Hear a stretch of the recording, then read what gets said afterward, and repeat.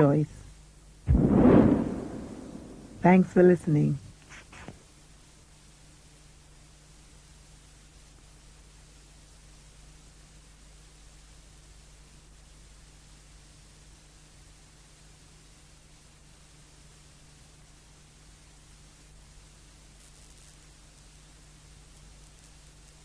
These are the questions you and I have to ask. How did we get this money? OPEC production limits, helping to drive down the price of oil from $20.50 a barrel in the opening days of 1990 to a mere $13.60 a barrel by summer. You have to understand the difference. We didn't come over on the Nina, the Pinta, and the whatchamacallit. We didn't land on Plymouth Rock. Plymouth Rock landed on us. Landed right on top of us. Where's the outcry? Why? You can get all the film and the footage of all the carnage in Los Angeles, but you can show me no footage of any damage in Iraq. And all you show me is some surgical strike. Now, 1 year later, it comes out that these so-called surgical strikes were mixed in.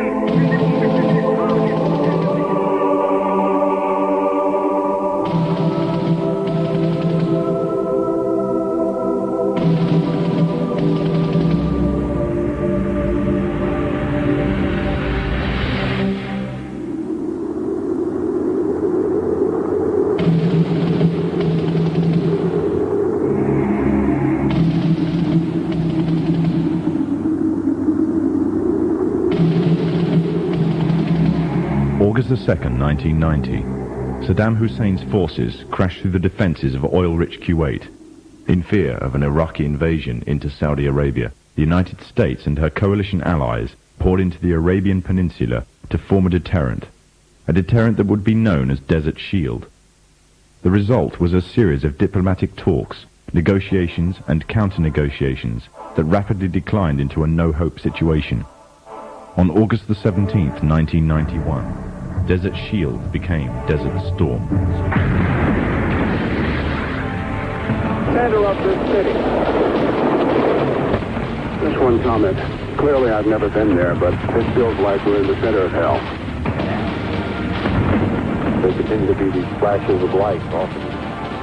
Whoa! Holy cow! The conflict was witnessed by millions through the eye of CNN and the BBC, showing propaganda of the systematic eradication of Saddam's forces by a coalition far superior in technological, political, and economic power. However, what was little known was that from the outset the war was engineered, controlled, and manipulated by an elite group. A group which had created the illusion of a man with power, at the head of a million-strong army, on the verge of going nuclear. A man who had gained control over 1/5 of the world's oil overnight. However, in reality, he was merely a pawn, in amongst many pawns. Just a puppet in a grand master plan, with the Gulf War as a well-orchestrated stepping stone. The orchestrators of the war were by no means strangers to controlling major world events. In fact, they have done so for centuries. From the shadows, they have engineered every major war, revolution, and recession. They control everything you read, everything you hear, and everything you see. They have managed to indoctrinate an entire populace to their way of thinking, and have infiltrated key positions in places of authority. And it is from the shadows that they have created a new political order, a new economic order, and more sinister, a new religious order. Their ultimate aim is total global domination, and they will stop at nothing to reach their goal. The goal that was outlined in a speech given by former President of the United States, George Bush. What is at stake is more than one small country. It is a big idea, a new world order.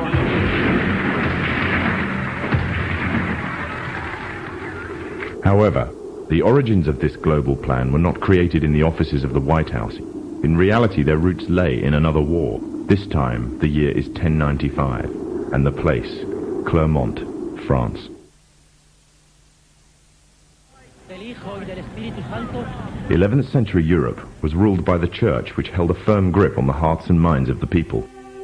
This power enabled Pope Urban II to wage war on the Muslim Caliphate and crusade in what he called a War of the Cross, to recapture the land of Jerusalem. It had been under Muslim rule since the year 637, but in 1099 this rule was brought to a bloody and sudden end. In the name of the cross, women were raped and murdered. Children were put to the sword, and it is said that blood ran in the streets knee-high to the horses. Out of this land of bloodshed and terror, a group of men arose. Men that would stop at nothing to get what they wanted, no matter what the cost. 20 years after Jerusalem was taken, the Dome of the Rock was seized by a group of warrior monks calling themselves the Knights of the Temple of Solomon, or more simply, the Knights Templars. In Jerusalem, the Templars began to deviate further and further away from the practices of Christianity.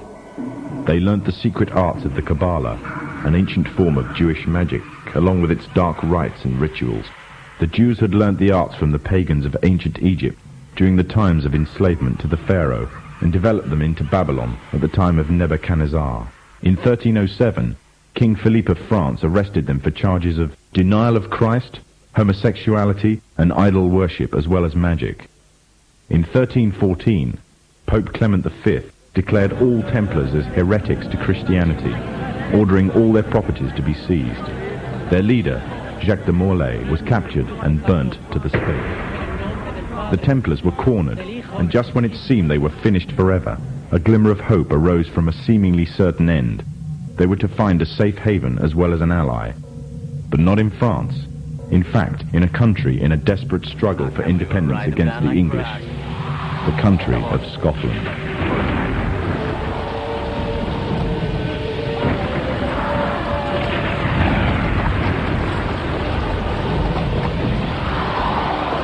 For some, Scotland's hope of independence had died with the death of William Wallace.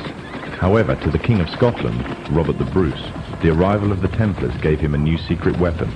Their experience, gained over 200 years of fighting the mighty armies of Islam, had made them expert in combat and warfare, and more than a match for any army brought before them. In 1314, the Templars, allied with Robert the Bruce and his army, took to the fields of Bannockburn in the long-awaited showdown with the English. Robert the Bruce's foresight paid off. The 25,000-strong English army suffered a humiliating defeat at the hands of only 6,500 men. The dream of an independent Scotland had finally been achieved. The Templars had brought themselves back from the brink of destruction, and never again would they allow themselves to be destroyed. This time they would control the country by controlling its kings, and in order to preserve their secret order, the Templars would have to die, or more precisely, the name would have to die.